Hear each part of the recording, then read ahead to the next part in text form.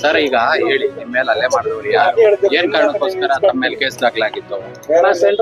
Sir ಹೇಳ್ಬೇಕಂದ್ರೆ ಇದು ಈ ಏನ್ ಇನ್ಸಿಡೆಂಟ್ಸ್ ಆಗಿದೆ ಇದು ನಾನು ಏನ್ ಹೇಳ್ತಾ ಇರೋದಂದ್ರೆ ಮಿಸ್ಟರ್ ಕೌಶಿಕ್ ಅಂತ ಮಾಗಡಿ ರೋಡ್ ಸ್ಟೇಷನ್ ಅಲ್ಲಿ PSI ಆಗಿ ಕೆಲಸ ಮಾಡ್ತಾ ಇದ್ದಾರೆ ಪೊಲೀಸ್ ಅವ್ರ ಮೇಲೆ ಅಂತ.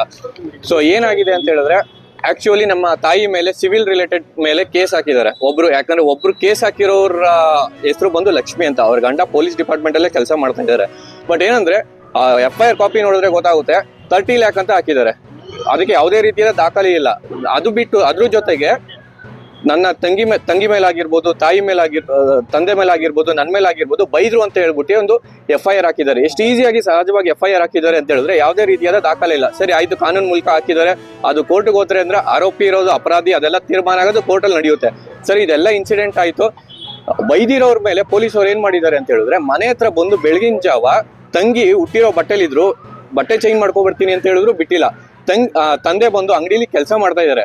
ಅಂಗಡಿಗೆ ಹೋಗ್ಬಿಟ್ಟು ಅಲ್ಲಿಂದ ಸ್ಟೇಷನ್ಗೆ ಕರ್ಕೊಂಡು ಹೋಗಿದ್ದಾರೆ. ನಾನು ಬರಕ್ ಹೇಳಿದ್ರು, ನಾನು ಲಾಯರ್ಗೆ ಫೋನ್ ಮಾಡಿದಾಗ ಏನ್ ಹೇಳಿದ್ದಾರೆ, ಹೋಗ್ಬೇಡಿ ಅಂತ ಹೇಳಿದ್ದಾರೆ.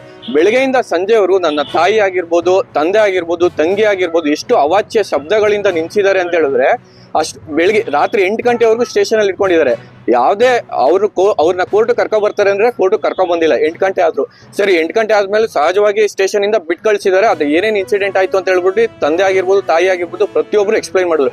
ಅಷ್ಟು ಅವಾಚ್ಯ ಶಬ್ದಗಳಿಂದ ನಿಂತಿರೋದು ಯಾವ್ಯಾವ ರೀತಿ ಬೇಕೋ ಅದೇ ರೀತಿಯಾಗಿ.